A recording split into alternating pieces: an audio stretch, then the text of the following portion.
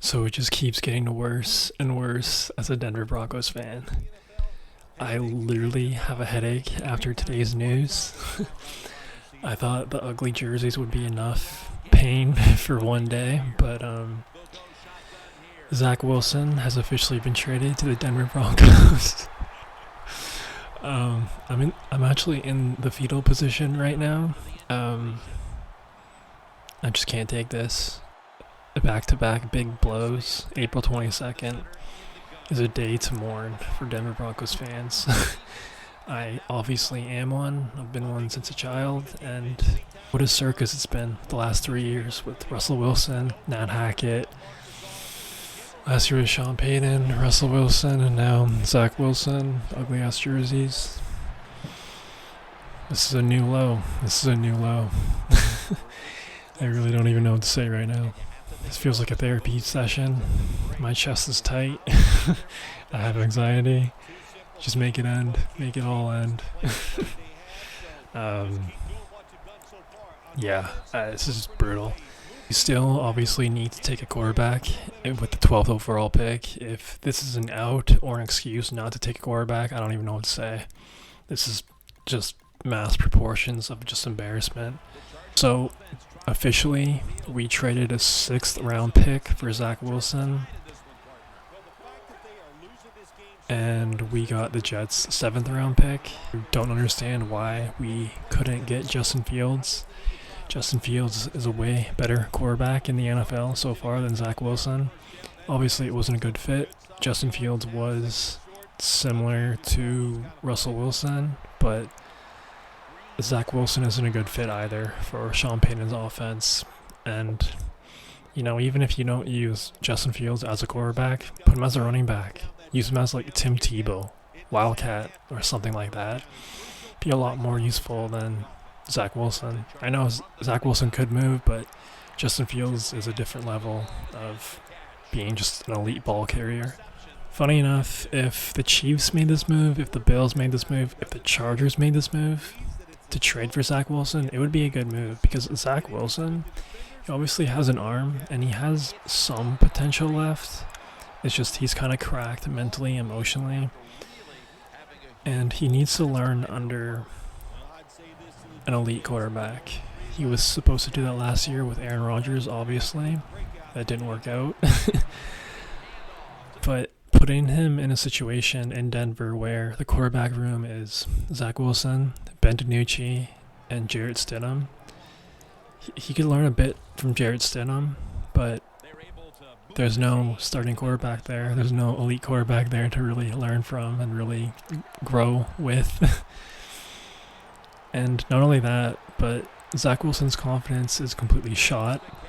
And to get a coach like Sean Payton, who is relentless, who will chew you out, who won't be nice with you, who kind of comes from that old school military way of coaching of no BS, it's just not a good fit, man. Like, I'll tell you what though, if somehow, some miracle, some sort of just miracle, Sean Payton could make Zach Wilson look competent.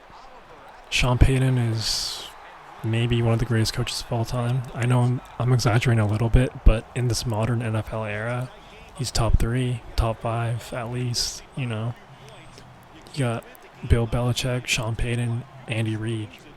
There you go, right there.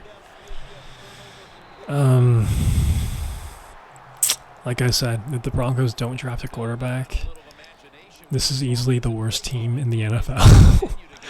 I just don't understand this way of thinking. The time to tank was last year for Caleb Williams, and the first 8 games, the Broncos were in contention for the first overall pick, but then they beat the Bears, and then they kept winning, and that was that. Bye-bye, Caleb Williams.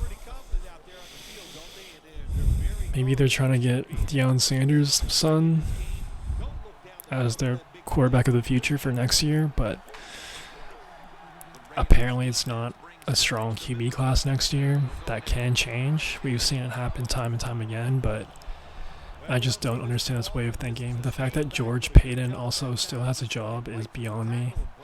He should have been fired with Nat Hackett. He should have been fired with Russell Wilson. He orchestrated the worst trade in NFL history, yet he still has a job. I mean, I don't know. Maybe he has dirt on Sean Payton. Maybe he's Sean Payton's errand boy. I don't know what's going on behind closed doors, but how the hell does he still have a job? Can someone in the comments please explain that to me? And can someone in the comments explain that how this is a good move? This is crazy. Like, we might as well check on the availability of Colin Kaepernick right now. Like, what's he doing? By the way, the Broncos nearly traded for Colin Kaepernick once Peyton retired. The only reason why the trade didn't go through is because Colin wanted to keep all of his contract. He wasn't willing to take a pay cut. That's the only reason why Colin Kaepernick wasn't a Denver Bronco back in 2016. That'd be crazy if that did happen, but seriously though, like, what's he saying right now? What's Johnny Manziel saying right now? What's Tim Tebow saying right now? Like, seriously, like Zach Wilson. Let's acquire probably the worst looking starting quarterback from last year, and, you know, let's just add him for the fun of it, right? And let's not get Justin Fields. I don't get it. I don't get it. Can someone explain this to me at all?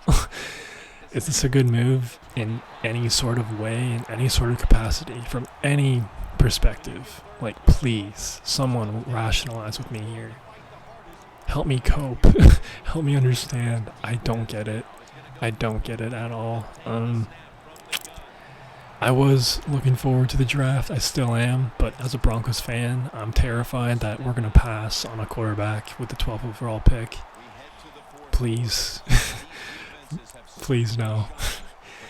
Overall, this is just a time of mourning for the Denver Broncos and for their fans, the entire fan base, the entire state of Colorado. What a sad, sad day. But show goes on, life goes on. Let me know what y'all think. Is this a good trade? Are the Denver Broncos jerseys good? You know, let's stay positive, even though it is dark. It is really, really dark right now. But let me know what y'all think. Thanks for coming to the therapy session. That's all I got for right now. Peace. That defense is tired and look for some strikes down the field. But that defense today looks like a bend but don't break kind of defense. Yeah, that's kind of their style, isn't it? They like to play that way, and that's why it's always important on the offensive side. When you get in position, look for that big play down the field to get in that end zone and go. Makes the grab. Touchdown. Touchdown Chargers.